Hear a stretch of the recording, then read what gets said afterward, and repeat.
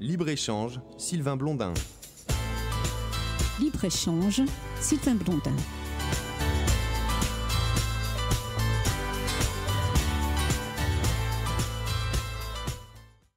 On a en ligne une personne qui est Monsieur Jean-Michel Hédreux. Jean-Michel, vous m'entendez ? Oui, bonjour.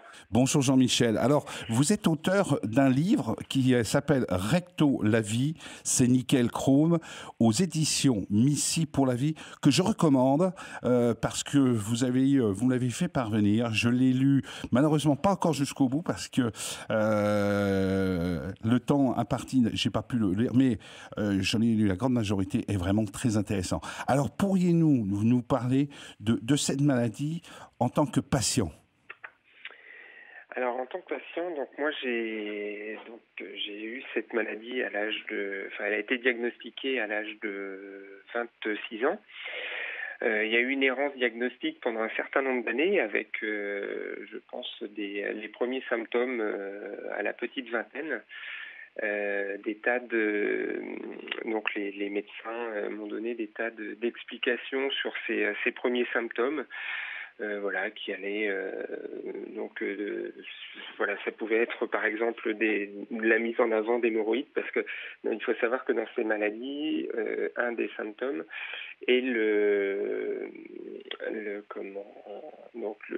du sang dans les selles, et les premiers signes pour moi dans cette maladie étaient du sang dans les selles. Donc c'est vrai que je suis passé par un certain nombre de diagnostics hypothétiques avant d'avoir la vraie maladie. Alors, dans votre ouvrage, justement, Recto la vie, c'est nickel chrome, vous nous parlez de l'évolution, les inquiétudes, parce qu'au départ, on se demande qu'est-ce qui se passe. Oui, tout à fait. C'est vrai qu'on est dans des âges. C'est bien souvent ces maladies touchent un public jeune, et c'est vrai qu'à 26 ans, on est plus porté par des ambitions professionnelles, familiales, que plutôt s'installer dans un combat, je vous dirais, d'une maladie que vous ne connaissez pas. Alors dans l'ouvrage, on voit c'est quand même dur, c'est une période qui a été quand même pour vous très difficile, je l'imagine, d'autant plus, on a peur derrière en se disant, mais qu'est-ce que j'ai ? Est-ce que tout de suite vient à l'esprit ? C'est le cancer, c'est... Oui, tout à fait, c'est ça, c'est les premières... la première chose qui vient à l'esprit, effectivement, c'est le cancer. Oui. Mais bien sûr que les maladies inflammatoires chroniques de l'intestin ne sont pas du tout... il n'y a pas de rapport. Alors, pour la vous... difficulté... Oui, pardon. Oui. Allez-y. Pardon. Et c'est vrai que ces maladies concernent 200 000 personnes à peu près en France aujourd'hui. Vous avez parlé de la maladie de Crohn, mais dans les MICI, ce qu'on appelle MICI, vous avez aussi la rectocolite ulcéro-hémorragique. Oui. Ce sont les deux maladies principales. Et puis après, vous avez aussi dans les MICI des colites inclassées. Moi, je fais partie des colites. Je suis resté très longtemps avec la colite inclassée. À savoir, il naviguait entre le diagnostic était difficile entre la maladie de Crohn et la rectocolite ulcéro-hémorragique. Donc c'est vrai c'est des âges où on est effectivement très inquiet. Le quotidien, de par les symptômes invalidants, est bouleversé. La vie professionnelle l'est aussi, et ainsi que la vie familiale. Oui, on imagine bien, parce que d'autant plus que ce que vous exprimez, c'est que pire, vais-je dire, qu'une gastro, c'est-à-dire que derrière, c'est d'aller aux toilettes. Ces maladies se caractérisent, je dirais, il y a une multitude de symptômes, et puis autant de symptômes que vous allez avoir de malades, je pense. Il y a quand même des grandes lignes. Donc c'est des émissions de sang dans les selles, c'est des selles qui sont sans consistance, qui bien sûr nous emmènent aux toilettes un nombre de fois important dans la journée, et puis bien sûr... C'est 10, 15, 20 fois dans la journée, c'est ça ? Oui, c'est ça, ça peut être 10. Mais la journée et la nuit aussi ? Fois. Et aussi la nuit, oui. Oui. Aussi la nuit. Donc ce sont souvent des selles accompagnées de douleurs importantes, et puis vous imaginez qu'avec 10 ou 20 selles par jour, l'état général s'appauvrit de jour en jour et voilà, et on arrive parfois à des hospitalisations et voilà, parce que les traitements ne suffisent pas à enrayer les poussées, parce que ces maladies évoluent par poussée et aussi par période de rémission. Donc on peut avoir une poussée pendant 1 an, 2 ans, enfin voilà des symptômes, je vous dirais, de la poussée, et puis aussi après, on peut être tranquille pendant un certain nombre d'années, ou pas. Vous voyez, il y a autant de formes de maladies qu'il y a de malades, je crois. Alors, dans votre ouvrage, je vous parlais justement quelque part, moi, dans l'ouvrage qui est Recto la vie, c'est Nickel Crohn, hein, je répète, aux éditions Missy pour la vie. On sent que vous avez une certaine révolte et quelque part, vous en voulez à votre corps. C'est-à-dire, est-ce que...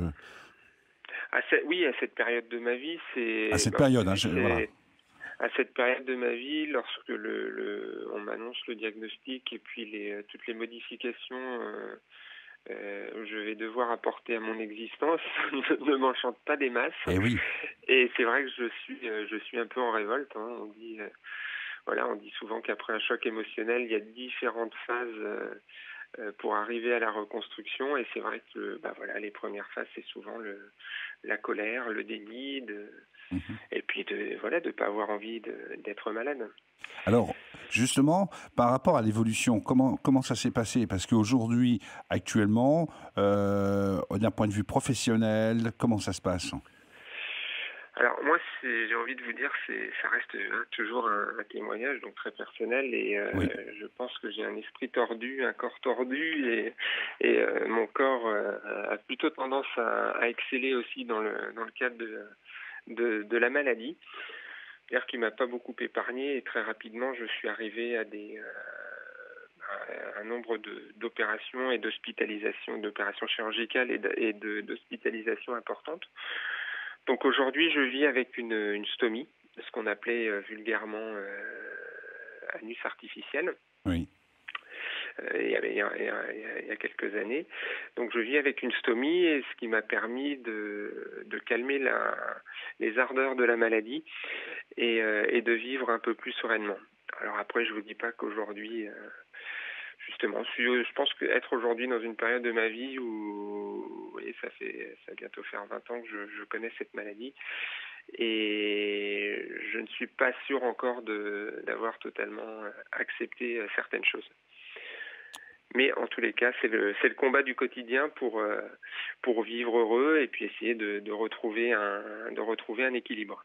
Alors, à savoir que la maladie... Voilà. Alors, je précise bien, oui. moi, mon corps, voilà, je vous parle de stomie aujourd'hui. Il ne faut surtout pas penser que la maladie de Crohn ou la rectocolite ulcéro-hémorragique, c'est systématiquement la stomie.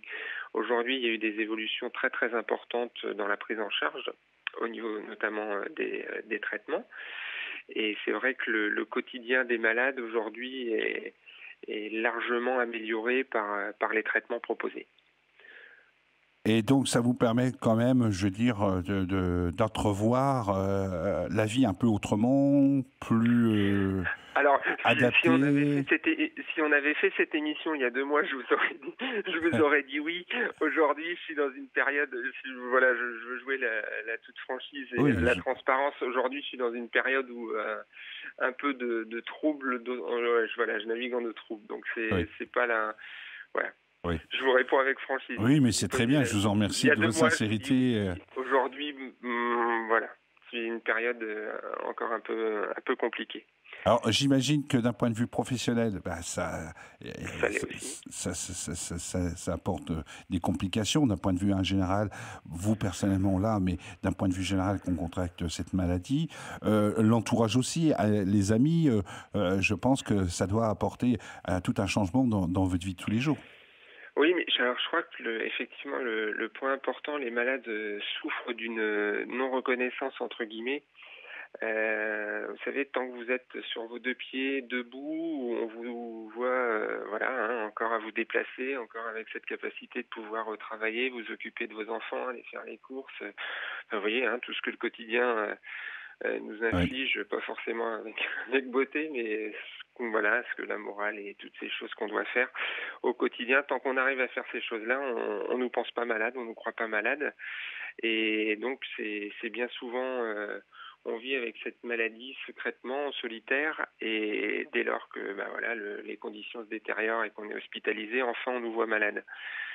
Mais voilà, beaucoup de malades sont effectivement debout dans leur quotidien, mais avec des tas de souffrances qui vivent en solitaire.